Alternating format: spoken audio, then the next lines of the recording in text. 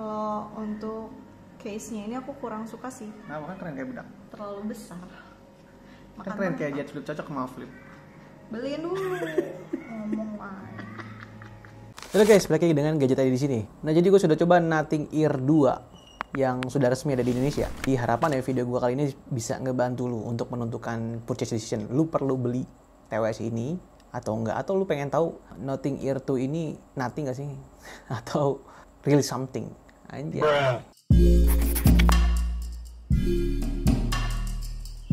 Nah, by the way, kalau lu pengen lihat Nothing Ear yang versi pertama, gue juga ada review ya, lu bisa cari di video gue. Dan waktu itu kesan pertama gue memang lumayan bagus ya. Nah, lalu gimana soal Nothing Ear yang kedua ini? Apa sih improve-nya? Apa sih bedanya? Dan ada kekurangannya nggak sih?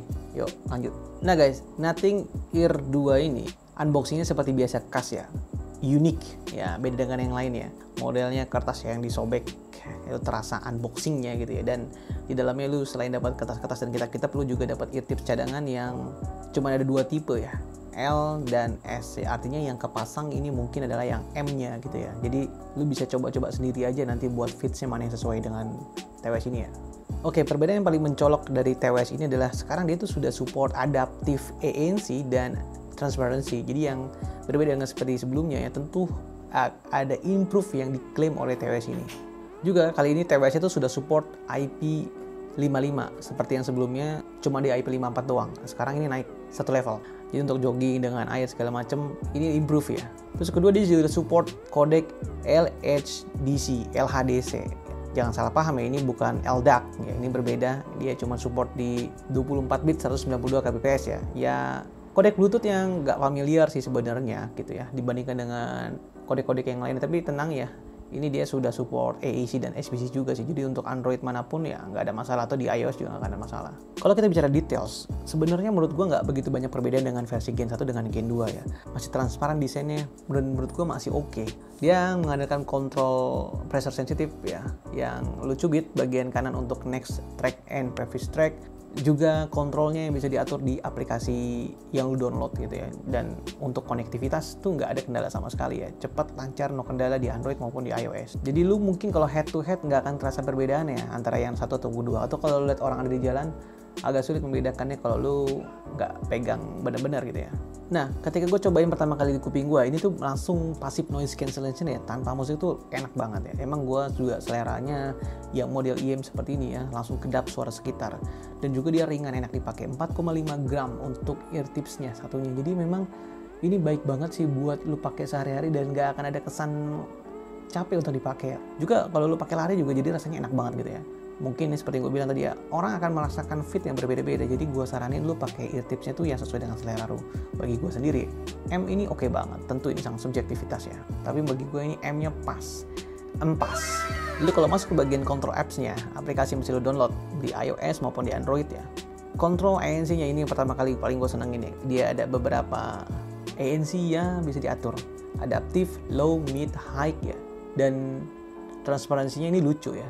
Maksudnya ada feedback suara yang kalau lu pakai transparansi itu ada suara yang gitu. Gue mau switch ke ANC dan transparansi itu feedbacknya berbeda, beda suara. Tapi kadang untuk transparansi itu nggak bisa diatur setelah itunya.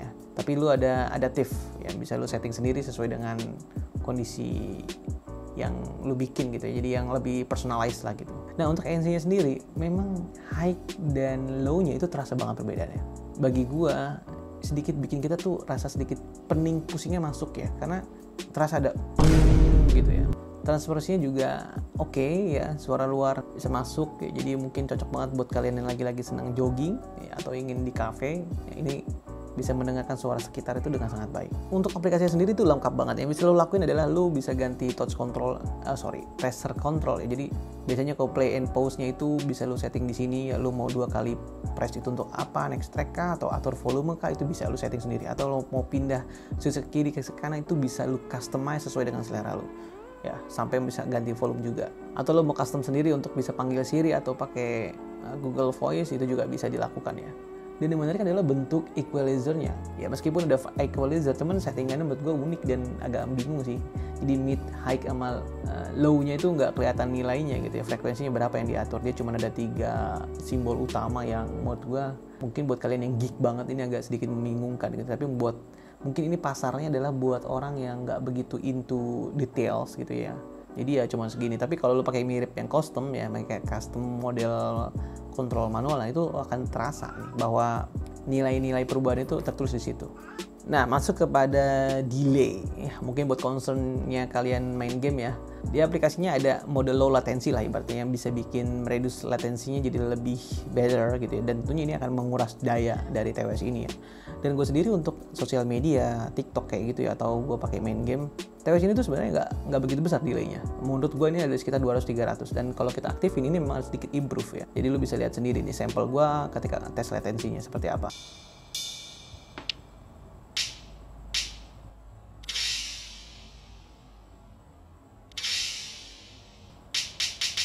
Dan juga untuk mikrofon ya, menariknya tuh mikrofonnya dia bisa kita pindahin ya, kita bisa aktifkan dulu transparansinya atau ANC-nya, lalu kita bicara mikrofonnya. Jadi itu ada imbasnya ke sesuatu yang kita dengar. Misalnya kalau lu lagi di suara yang berisik dan lu pengen ngomong ya, lu tuh bisa aktifin ANC-nya, itu benar-benar bisa nge-reduce noise sekitarnya juga. Atau kebalikannya, kalau lu pakai transparansi, mikrofonnya sangat menarik banget guys. Kita cobain suara mikrofonnya dari Nothing Ear 2 ini guys. Ini kondisi normal, ada musik di background. Kita mau coba ketikkan dari suara. Ketika yang kanan ini diomongin, kalau yang kanan kelihatan lebih gede di sini. Ini adalah kondisi normal ketika kita pakai dalam kondisi normal. Nah.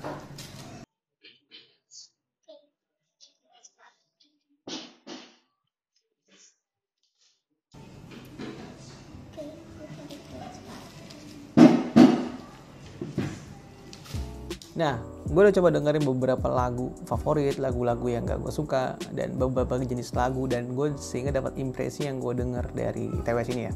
Jadi yang pertama, untuk suara sendiri buat gue ini cukup keras dan powerful ya. Jadi 60% menurut gue cukup selera gue ya, karena dia memang cukup powerful. Terus kedua, impresi yang paling gue rasakan, dia ini sangat bright gitu ya, dan tend to louder gitu ya. Jadi dia agak kanan gitu. Jadi kalau gue dengerin lagu Taylor Swift yang With Bon Iver, suara Bon Iver itu yang berat, itu terasanya lebih ringan dan lebih clear gitu. Jadi tidak dengar khasnya. Jadi menurut gue ini agak bright banget gitu ya. Taylor Swift itu terasa lebih cerah didengar. Jadi dia tidak netral ya, tapi tend to bright. Nah, itu terasa banget kalau lu dengerin lagu yang separasinya berat atau banyak alat musiknya. Jadi menurut gue bassnya tidak sebesar versi One yang pertama gitu. Di sini bassnya agak sedikit turun, lebih cenderung lebih besar di bagian yang high gitu ya. Jadi mungkin cocok banget sih kalau ini denger lagu yang akustikan gitu ya, lagu-lagu yang separasinya banyak, ini mungkin selera lu gitu ya. Tapi buat kalian yang senengnya agak ngebass ya, impresinya kayak Jabra atau Sony, ini agak di bawahnya ya bassnya gitu. Ada sih, tidak powerful banget gitu, tapi aja hanya oke. Nah, jadi 6 jam ya dengan ANC, menurut gue ini fair lah ya, nggak begitu parah banget sih. Bahkan soalnya gue udah beberapa kali ngeliat ada laporan dari teman gue juga, ini baterainya di bawah 6 jam gitu ya. Mungkin karena gue masih baru gitu ya, kurang seminggu, ini 6 jam. Dan sebenarnya nggak usah khawatir karena 10 menit cas ya, ini udah fast charging sih. Jadi 10 menit itu bisa dengerin sampai 8 jam gitu ya, dengan case-nya tentu ya, maksud gue gitu ya. Jadi kalau menurut gue, Nothing Ear 2 ini bukan untuk bikin sesuatu yang baru lagi gitu ya, tapi lebih kepada menyempurnakan generasi yang pertama. Cuman sayangnya adalah kodeknya tadi di LHDC itu nggak begitu populer sebenarnya ya kodeknya, dibandingkan kenapa nggak pakai IPTX aja sebenarnya ya, karena ada kompetitornya tuh udah support IPTX ya, dan mungkin ada beberapa yang sudah LDAC gitu ya dibandingkan dengan yang ini gitu ya. Ini mungkin downside-nya buat kalian yang punya source yang baik ya. Nah, untuk performanya ANC sendiri ya, gue sih nggak nemuin ada kendala yang besar ya, apalagi ketika musiknya sudah on ya, itu tuh ANC benar-benar bisa ngeblokir suara sekitar ya, suara-suara noise kayak jalanan itu, kipas angin yang ada biasanya di lingkungan kita, itu benar-benar mampu keredus ya dengan noise. Cuman gue ngerasa tidak sebaik Sony ya. Ini terlalu kedap suaranya. Benar. Tapi menurut gue ini masih cukup bagus ya. Transparansinya kalau menurut gue sedikit lebih kecil impactnya ya dibandingkan dengan kayak Sony gitu. Ini masih lebih baik di atasnya Sennheiser, tapi masih di bawahnya Sony atau bahkan di bawahnya AirPods Pro. Nah, jadi kadang tuh gue pakai ini tuh kayak ingetnya AirPods Pro, tapi versi black ya. Ini menariknya ya, karena harganya jauh lebih murah sebenarnya. Jadi sebenarnya ini ada nilai plus kalau menurut gue ya, karena gue selalu kebayangan AirPods Pro. kita melihat kompetitor ya, menurut gue yang bisa menyaingi TWS ini tuh mungkin Galaxy Buds 2 Pro yang harganya sudah mulai turun ya. Apalagi kalau device kalian itu Samsung, itu mungkin jadi pilihan yang sangat menarik ya. Selain fast pairing, juga menurut gue dia lebih safe gitu ya. Atau misalnya kayak tadi Sennheiser SE-CX Plus yang juga pernah gue review juga, yang mana gue seneng banget sama suaranya, itu bener-bener selera gue banget ya. Dia lebih bass ya, balance ya, baik di high baik di low ya, walaupun di sana itu powernya lebih kecil dari ini ya, dan ANC-nya tidak sebagus yang ini. Tapi menurut gua harganya si Sennheiser itu ada di bawah ini, ada di sekitar 17 mungkin apa 15 sekarang ya. Ini masih jauh dengan Nothing Ear 2 ya, tapi di Nothing ini lu dapat isolasi yang sangat baik dan ANC yang baik ya. Kalau lu pengguna Nothing Ear 1, perlukah upgrade ya? Menurut gue ini harus hati-hati, karena menurut gue ini sedikit ada perubahan di impresi ya, tetapi bagian yang lainnya itu improve ya, perfect. ANC slider, ya, equalizer, mikrofon, IP rating, dan kodeknya ini sudah baru gitu ya. Atau kalian bisa cobain Sony XM4, ini harganya udah makin affordable ya gitu, tapi model lama. Atau mungkin kalian bisa berani coba merek-merek kayak Soundcore, itu juga sebenarnya dari segi suara sih gue suka banget ya, tapi lagi-lagi ya, Nothing ini unik, hype gitu. Mungkin buat kalian yang pengen pamer gitu, pengen sesuatu yang berbeda, ini sesuatu yang cocok buat kalian. So segitu dulu video review gue kali ini tentang Nothing Ear 2. Kalau ada hal lain yang pengen tanyain, komen aja di bawah. So sampai jumpa di video gue yang lain. Bye bye. Boom.